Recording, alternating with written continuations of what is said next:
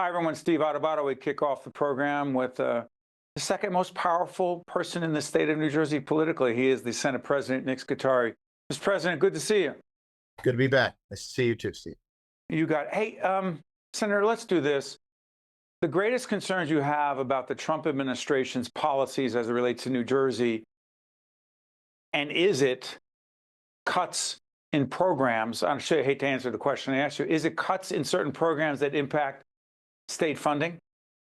Well, that's certainly a big concern. I mean, my biggest concern is a national concern where we don't follow the rule of law. We don't follow court decisions anymore. If that really happens, we don't have democracy anymore. That's the biggest concern I have, that the whole democracy goes down the tubes, which. Oh, really? Seriously? That's real stuff. So for people who think, seriously, Senator, oh, come on, the Senate president is engaging in hyperbole. Democracy is not at risk, you say? It is if you don't follow the rule of law anymore. If you just say, I'm doing this no matter what a court says, I'm doing it anyway, because the court doesn't have the power to have the police come and stop the administration from doing something. So that's how you end up in with no longer a democracy, with a dictator essentially in charge. And that's my biggest concern. I mean, the cuts are the cuts.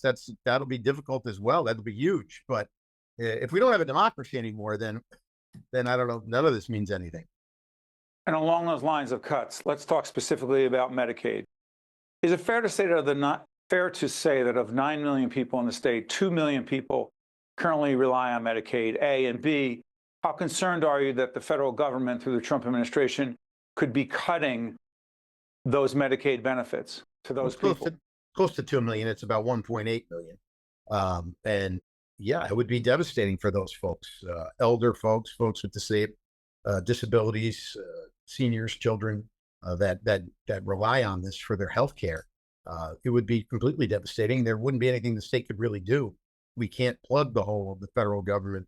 That's part of what the federal government's supposed to do. What would happen to those people, Senator? They would be uninsured. They would not be able to get their necessary services.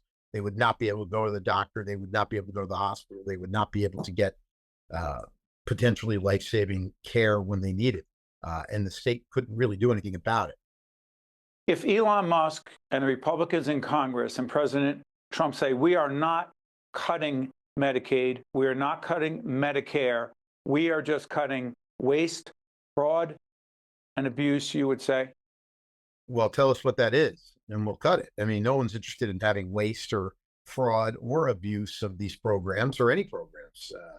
We've got more watchdogs in New Jersey than most states. We've got the state auditor, we've got the state controller, we've got the Office of Public Integrity, we have State Commission on Investigation, we have every county prosecutor's office with a special prosecutions unit. We have more folks looking at waste, fraud, and abuse than I think probably any other state in the union. So we've got probably more than we need.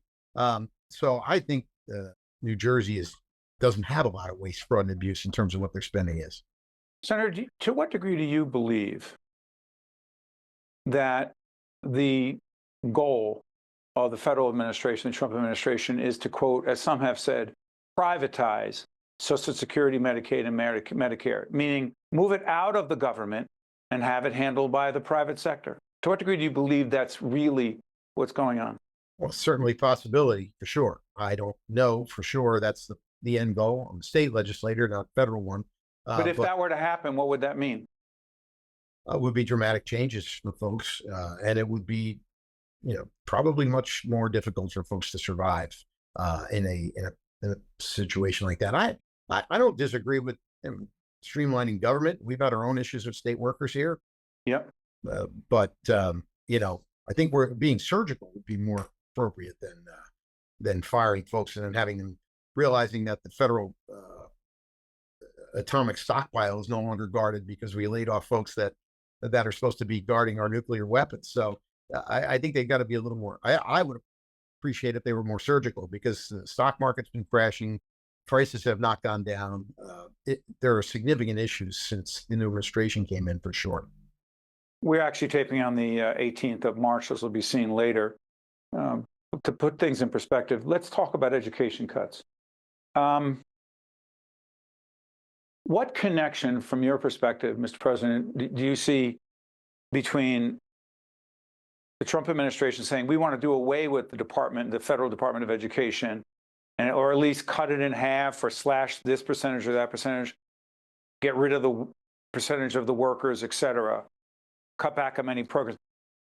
How much is the state of New Jersey and the children of New Jersey in public schools dependent upon the Federal Department of Education, Senator? Well, they set a lot of guidelines. We obviously have, and I would say one of the best teaching workforces in the country, partially because we have a strong Board of Education in the state of New Jersey. We've got, strong union that provides really good teaching, but guidelines that come from the federal government are essential, especially when it comes to funding of certain things.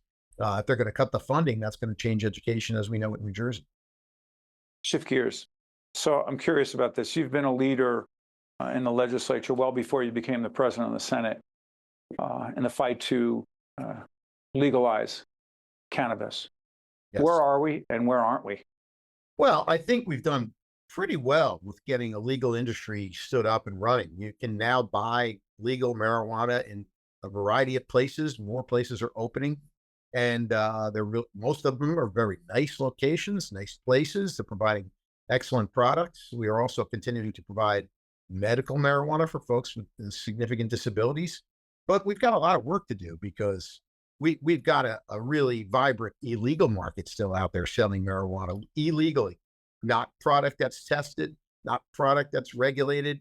Obviously, there's a lot of reasons why we put all these rules in place that makes it expensive for business owners to open up cannabis shops. And there's a whole group of folks that are just not following those rules and are continuing to sell it illegal. How are we dealing with that, with the illegal trade?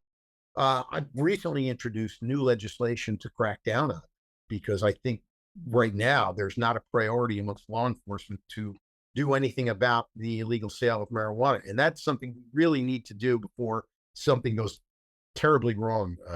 Their product is not tested. It's out in the stream of people are still purchasing it, utilizing it. And because it's less expensive, and it's less expensive because it's not regulated. They don't test the product. You don't know what's in that product. It's dangerous. It's dangerous. And there's a reason why you can buy it legally and you shouldn't buy it illegally. And we're going to crack down on it. So now let me ask you this. We're involved in, and for several years, we've been involved in an initiative to help folks better understand the need for accessible, affordable childcare. A graphic will come up. It's called the First 1,000 Days Policy Coalition. And here's the question. From your perspective as president of the Senate, what is the highest priority? And I know Senator Teresa Ruiz has been a leader in this front.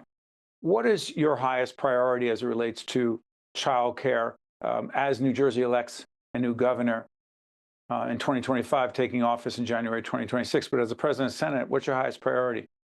Well, I depend a lot on Senator Ruiz as my majority leader and the number 2 in the Senate, and she's been a leader in child care issues and child care tax credits, helping parents get to work and not having the burdens of child care as a continuing. It's a lot of responsibility raising children and working at the same time. Folks don't have the luxury to be able to stay home anymore. So the state has to. But is that legislation moving, Senator? We've moved several pieces. We've increased child care tax credits over time, and we're going to continue to work on those things if we can afford them. I'll tell you one of the other things, and it's not related, but I mean, the population of our country and our state is growing dramatically, and folks of our age group are now being the caregivers. We're not even young anymore, and we've got folks that are still alive, our parents and our grandparents and That's right. our uncles and our aunts, and we have that responsibility. The state has to do more to try to help folks, because this is going to be as the baby boomers start retiring and are not able to take care of themselves, but are not passing. This is going to be a real big issue for folks that are of working age but are not really young anymore, with trying to balance the needs of their continuing careers and taking care of the elderly. Last issue I want to raise with you, and you understand this better than most. The so-called magic mushroom issue. You're leading an effort that would legalize the production use of, I don't want to mispronounce it. Psilocybin. Psilocybin, right? What the heck is a magic mushroom, and why should it be legalized, Senator? Well, psilocybin has proven to be very successful in treating a variety of conditions, PTSD, depression, even alcoholism. And I'd like to see New Jersey be at the forefront, one of the first states to legalize it for medical purposes, so we can test it and utilize it and see how it can be done under strict, doctors' guidelines to see if we can help it get through and get it past the finish line, maybe by the summer break, so that we can see doctors being able to utilize this in the treatment of But patients. only, Senate President Scutari, only medical use, correct? At this point, yes, only medical use. How hard has it been to move that initiative? I think people are reasonably open-minded after how much work it took me to get marijuana legalized. This is a little How bit many more. years? Let everyone know, Senator. We must have done a dozen interviews over the years with you. Yeah, I don't even know. Was it 15 was it a decade? It was more than a decade. More than, Yes, I introduced it in 2006, I believe, and by the time it's now really opened up, it's been almost 20 years. And when I started, it was me. That was it. yeah, it was just you. Senator, give me 30 seconds on the cost of energy in the state. We've been conducting hearings in terms of that. I mean, energy costs has to be at the forefront of legislators' minds. Not that we can do tons about it, but we certainly want to find out why. And the blame lies in a variety of different places, but we've got to continue to make sure that we analyze how we can produce energy in New Jersey for folks that is affordable. Senate President Nick Scutari dealing with a whole range of issues. There'll be a new governor in New Jersey in January 2026. We'll follow the election and continue talking to the Senate President. Thank you, Senator. Good to see you, man. Thanks a lot. You got to stay with us. We'll be right back.